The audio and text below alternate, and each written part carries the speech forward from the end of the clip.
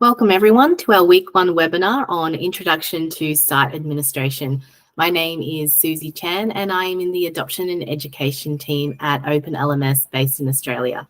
I'd also like to mention Jaslyn Hughes, who is the manager of the Australian Adoption and Education team. Jaslyn and I will be supporting all of you through this 3-week course.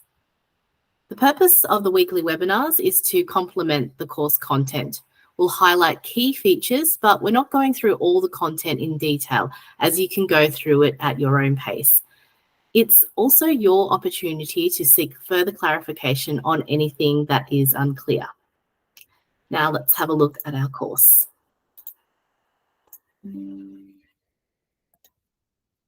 The announcements forum is where Jaslyn and I will post any information and updates to participants throughout the 3-week course.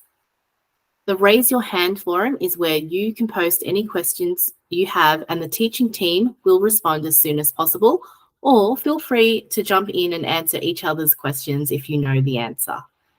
Webinar information is where you'll find the times and links for our weekly webinars, but you will have received an email calendar invite to the weekly webinar too.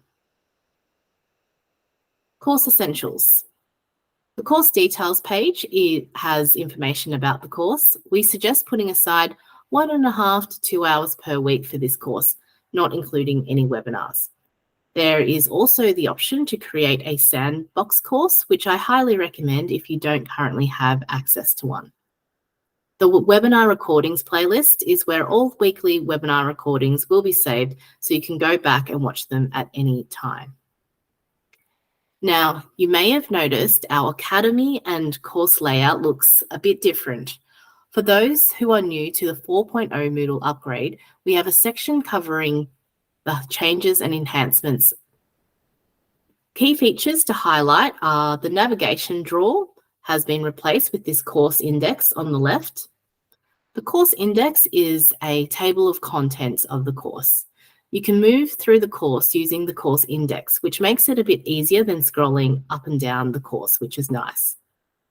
Site administration, which used to sit at the bottom of the navigation drawer, is now located up top here in the static navigation bar.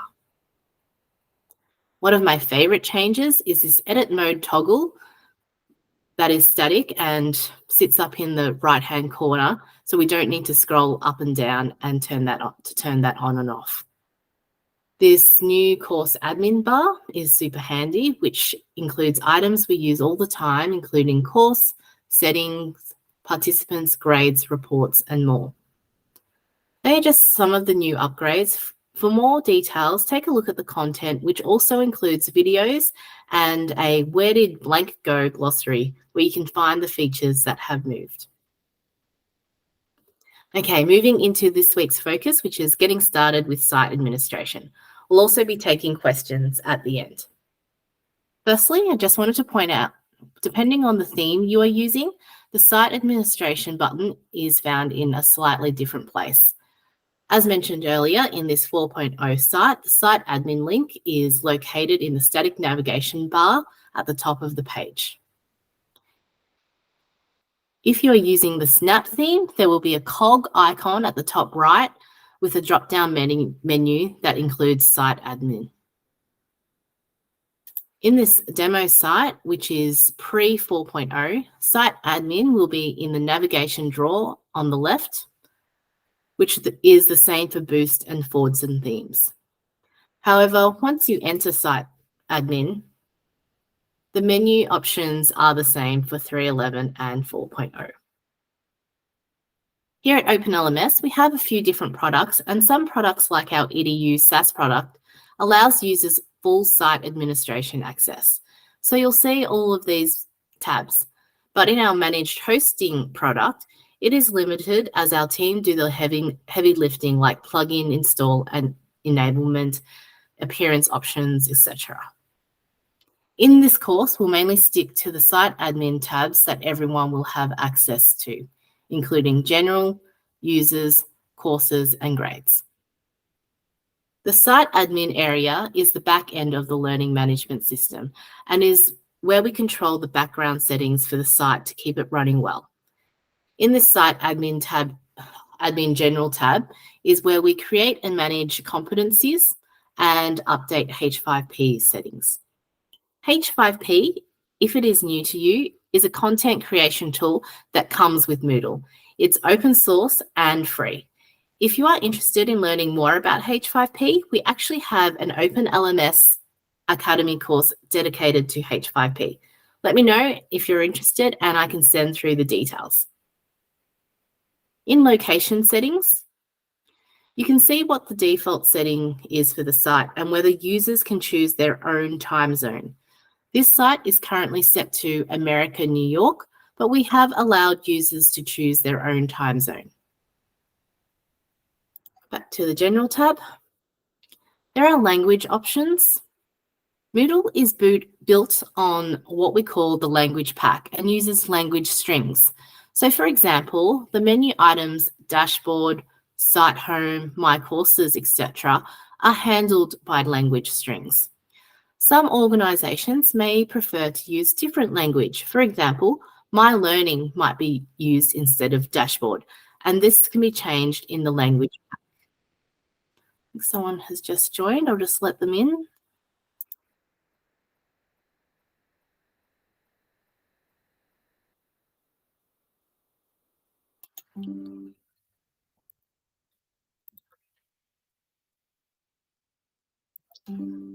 Oh, where were we? Yes. So now the language pack can be a little tricky to update. So feel free to reach out to our support team for assistance. I think someone else has just joined. I'll just let them in.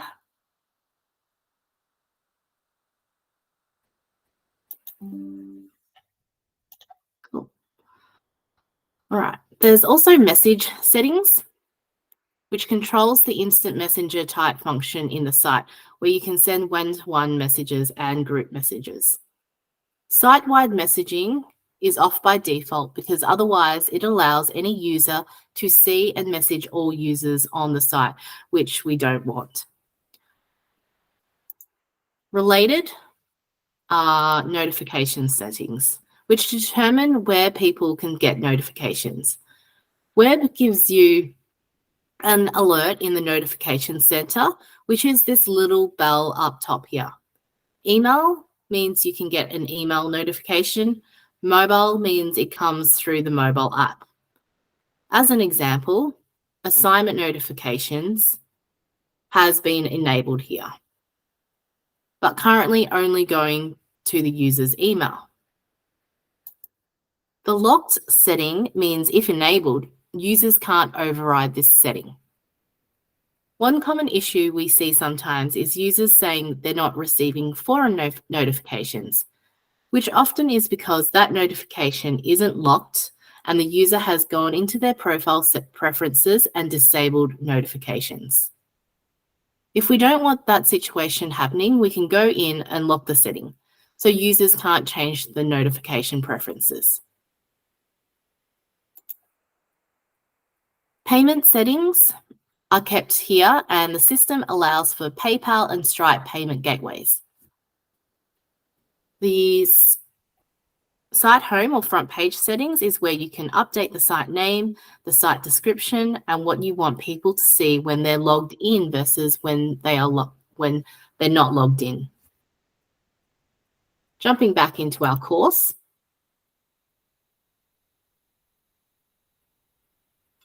Plugins will also cover plugins and LTIs. Plugins are a functionality extension for Moodle, and there are hundreds and hundreds of plugins available.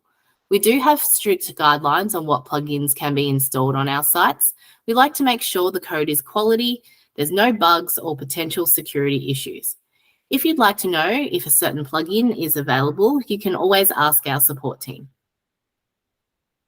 LTI stands for Learning Tools Interoperability. This is for when we want a third-party site to talk to Moodle. For example, Zoom is an LTI. In the course content, we have some detailed instructions on how to set those up. Now that's an overview of site admin. The next topic for this week is managing users.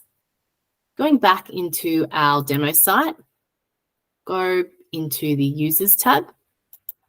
Here, you can search for users via Browse List of Users. I'll just search for my colleague, Amy, who is also in the Adoption and Education team. There she is. You can see here all the courses she is enrolled in, and also when she last accessed this course over a year ago.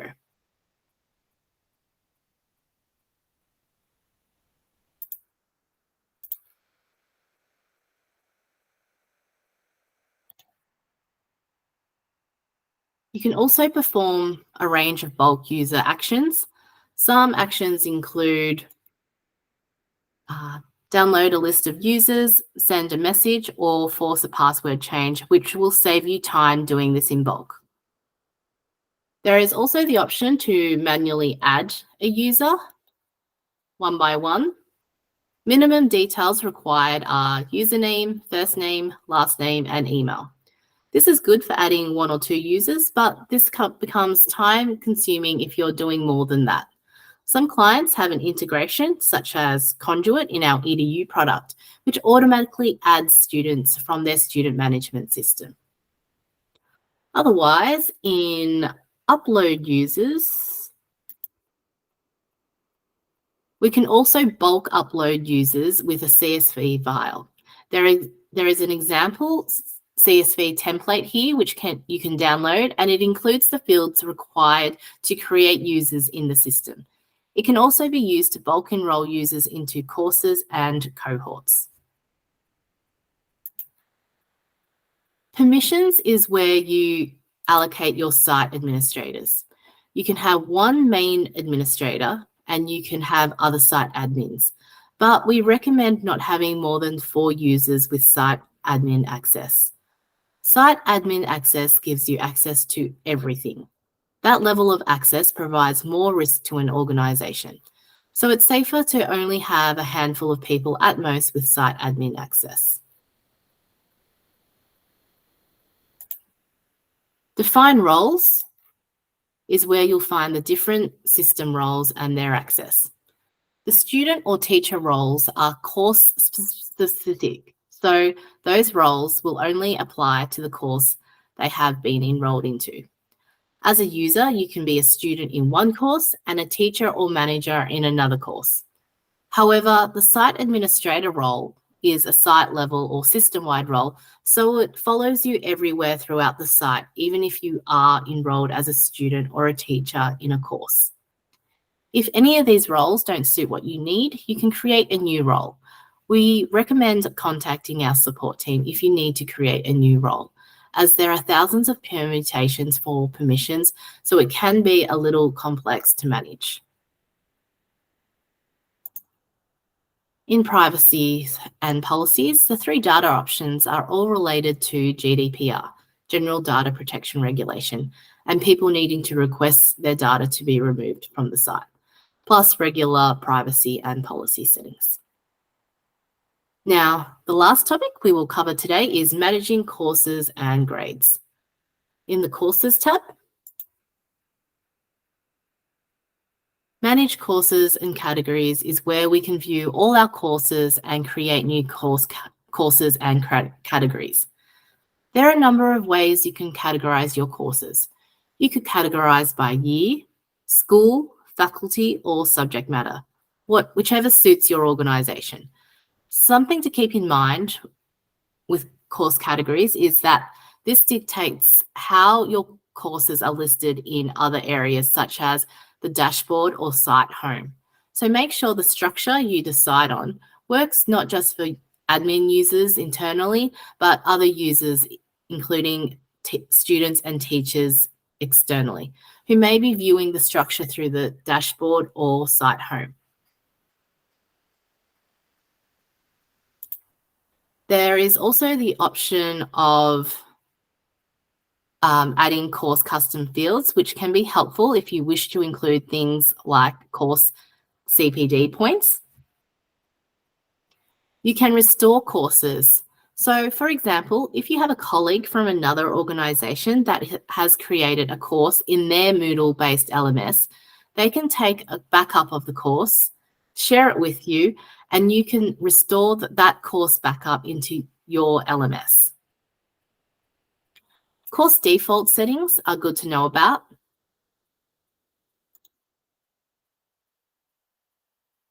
This is what the default settings are when you create a new course. However, the course creator can then change these settings at the course level once the course is created. You can show or hide a course once it's first created. But because we don't want anyone to view the course while it's still being developed, we tend to default this to hide. You can enable or disable download course content. However, for mobile device users, even if you disable it here, they can still download the content. So just be aware that that setting is managed elsewhere, which our support team can assist you with. You can set the default format for courses, which then can be overridden in the course. Default maximum number of sections can also be set down here. Okay, let's look at grades, which includes general settings, grade category, and grade item settings. Scales are managed from here too. These can be used to determine how courses are graded. So for example, standard scales you could use could be pass or fail, or competent, not competent. There are some default scales available, but you can also create additional ones too. If you are using grade letters, we recommend having a look to see whether those grades and percentages match your institution's requirements. And if not, you can edit them.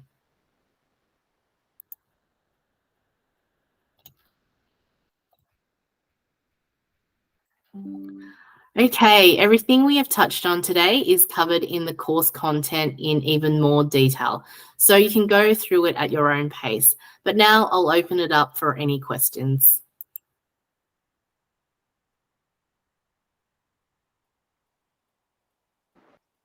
Hi.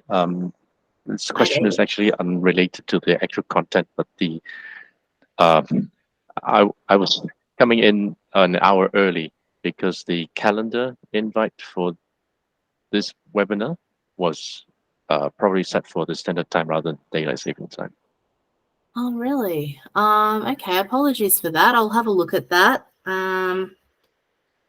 So did you receive something from like an email calendar invite No, as well? it's a if I go into log into academy.openlms.net, go for, and then the dashboard, I think, is the welcome page where the courses are listed. Below there's the calendar, and it has all the. Yeah, no, so, you're right. Yeah, this one. 10:30 instead of 11:30 here. Yeah. Okay, thanks for pointing that out, and apologies for the mix-up. I'll definitely get that looked at next time. Oh, where are you based, David? Hong Kong. Hong Kong, nice. Any other questions or comments?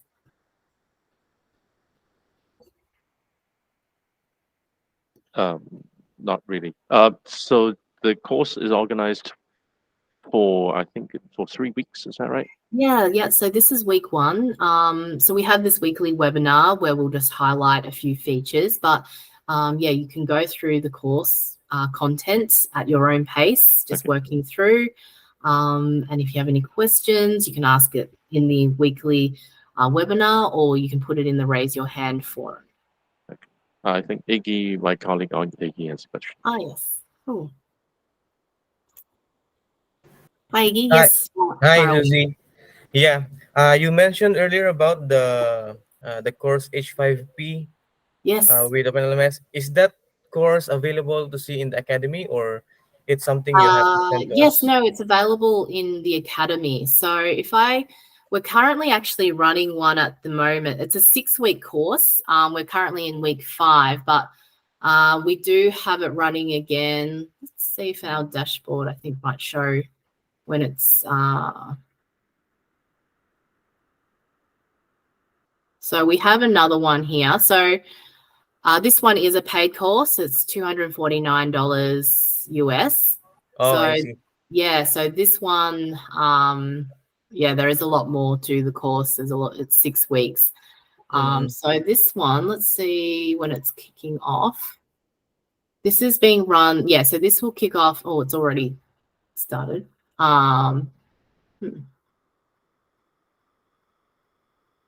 Let's check. Yeah, I think this one's already started, but we're running H5P again for the APAC region later in the year. So I'll send you an email to let you know when that is. So H5P. Okay. Yeah. Thank you. And I have one more question. Sorry, Susie. No, good. It's about the course sample. I think we have created before with from the previous sessions. We already have one sample course that has been approved by the academy administrator. So just to confirm once again that we can always use that course for this particular what's this this introduction to site administration for some testing. Yeah, you can have a look at where those, you can look at your own course that you've got in your own system and have a look at where the, site administration settings are that we've spoken about. Yeah, definitely. Okay, so we don't need to create a specific course no, the sandbox is optional. Okay. Okay. Yeah. Noted. Definitely. Yeah. And in your own system, you can always, create a course and make sure it's hidden so it's not available externally for your, can do that also. Yeah, definitely. And I mean, this week you're mainly looking at site administration settings. Next week is when we'll go more into creating some course content. So we'll look at creating activities and resources. So that's when you'll probably do a bit more course creation. So, yeah. Okay. Thank you. No worries. Any other questions?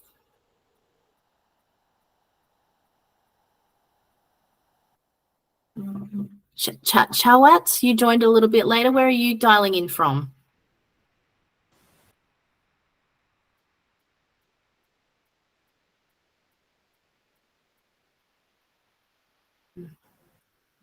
Hi, Chaiwat. I think Chaiwat is my colleague. Yeah. Okay. Maybe he's having trouble with the mic. Fair enough. He's from Thailand.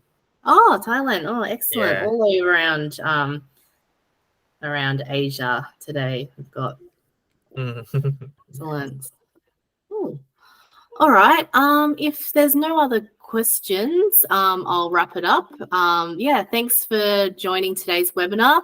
Next week, as I mentioned, we'll cover appearance settings and activities and resources. Just a reminder, if you have any questions, please feel free to post in the Raise Your Hand forum. And have a great week, everyone. Thank you so much. Thank you. Bye-bye. No worries, Chawat. All good. Bye-bye. Bye.